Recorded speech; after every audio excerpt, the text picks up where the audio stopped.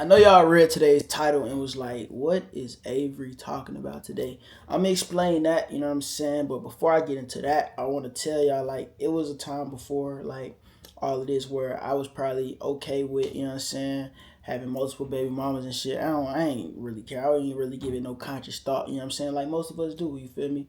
We see our moms, our dads, you feel me, with multiple partners that they had kids with, and it's kind of normalized, you know what I'm saying, especially in the black community. But when you really give it a conscious thought, you start thinking about it and you be like, whoa, maybe I should be the one to break the cycle. And I'm about to explain to you why I want to be the one to break the cycle. And I'm about to go real deep. You know what I'm saying? We ain't gonna go too deep, but we gonna go deep. I got some notes in front of me about some history. You know what I'm saying? I'm just bringing it to y'all attention.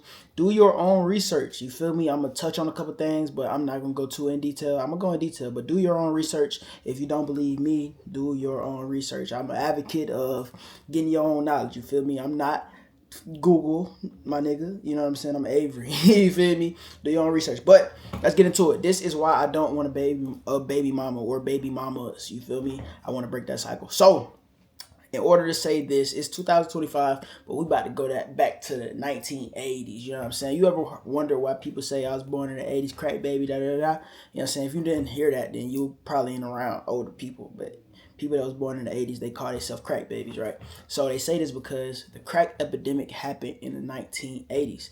And the crack epidemic mainly hit the black community. We're going to touch on that a little later on why that might be a crazy conspiracy theory of how it got there.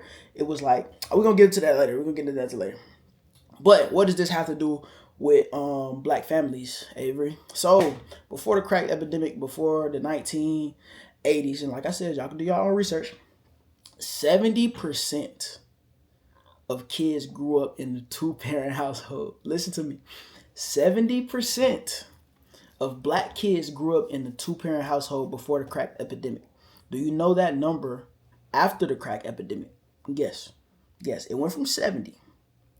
That number dropped to 37%. So it went from 70% to 37%. How did y'all grow up? Did y'all grow up in a two-parent household, one-parent household? Let me know. I grew up in a one-parent household, but let me tell you some statistics and shit like that. So you might be asking, damn, why did it drop like that? Like, why did the crack epidemic make it drop? So it's a multitude of reasons. For one, the crack epidemic was mainly focused towards the black community because crack was cheaper to get than its predecessor, which was cocaine, right? So since it was more accessible to impoverished communities. We ain't even gonna get into how this section is impoverished and this section not.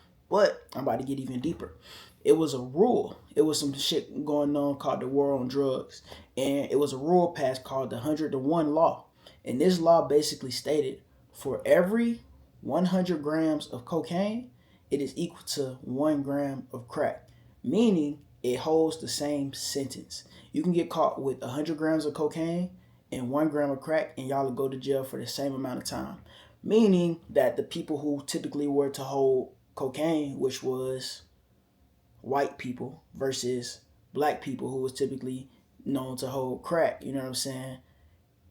Black people, you feel me, was sentenced to prison for longer. So multiple and a lot, like majority of black people was going to jail at this time, meaning black men, you know what I'm saying? Because black men was the ones that was either selling it, doing it, holding it, you know what I mean, in that regard. So a lot of the black guys and the black men in the family was getting pushed out of the family. And I'm gonna go even deeper than that, right?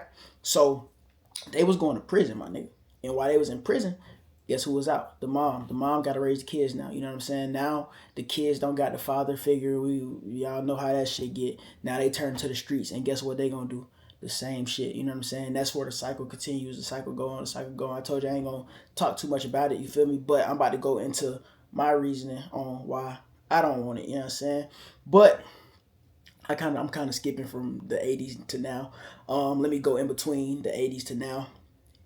Black women were incentivized as well. Like after this was going on, black women were incentivized to not have a father in the household because you get welfare. And if you got a father, meaning two incomes in the household, the government will stop assisting you. So not only did they flush crack into the black community, took the dad out the house, and said, if you want another guy in the house, we're gonna take your benefits. We're gonna give you these benefits, but if you da da da da, we're gonna take the benefits away. Meaning that the women are more likely to be strong black women and take care of the whole household. You know what I mean? Have y'all ever seen a strong black woman in the black community that take care of the whole household? They strong for sure, but it takes two. It takes a village to raise a kid. You know what I'm saying? And that brings me to me on why I want to break this cycle, because looking down my family tree, it's a lot of single parent households. It's a lot of woman only households. It's a lot of, you know what I'm saying, tragedy in that regard. You feel me? And then you will look at somebody with a two-parent household and you will see how much more they are propelled, how much more they are advanced, how much more everything they got. You know what I mean? So I want to basically break that cycle in my family and do things a different type of way than I actually seen it. I was on an AB Academy call the other day, and shout out to my guy in there, Andre. He basically facilitates the daily calls.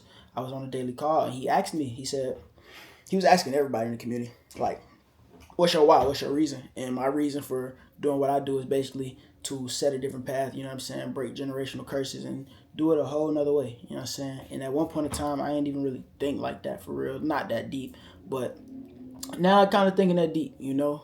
Everything got a deeper reason, a different meaning, and I be reading certain type of books now that talk about the rhythm of shit and how cycles work and how hard it is to break a cycle. You feel me? Like, you probably got people in your family that got the same amount of kids, the same amount of ages, because they seen their parents do it and their parents did it and their parents did it and their parents did it.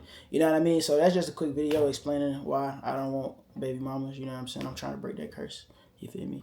And this is an off topic ass video. I'm just letting y'all know something. You feel me? Let's engage in the conversation down below what y'all think about that.